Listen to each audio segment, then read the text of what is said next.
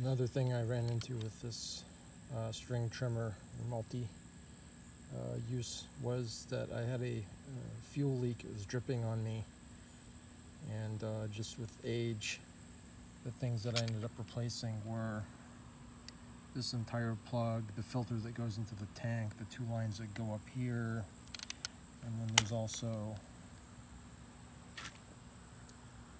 a line that goes to the carb from the primer bulb.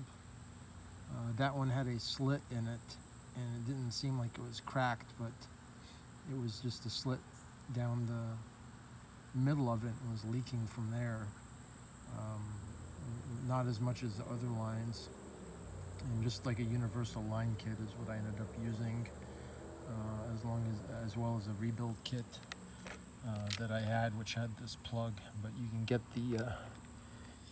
the pieces individually depending on what may be leaking. But I would just replace everything while you're at it, because by the time you need to pull this air cleaner choke housing assembly and the carb off, you might as well just replace all the lines. If one of them is brittle,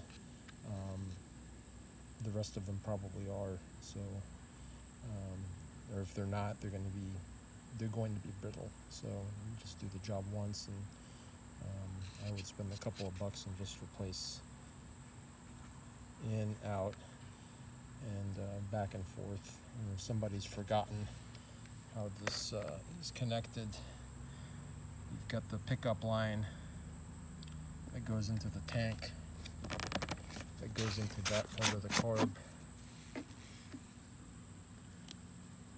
You can see it down in there, and then that's the overflow from the other line, is the overflow from the primer bulb. And then from the primer bulb to the carb, and then from the bulb back to the tank. So the fuel flows in, primer pulls it through that little short line, and then back out to this one. And you'll have to be very careful in terms of cutting the length of this line, lest it kinks. I had to do it twice, because it would basically, you could pump and then it would stop because it collapsed the line, and the line was collapsed, so it would not actually circulate fuel. So just some quick helpful hints here if you're having to rebuild one of the fuel lines on these.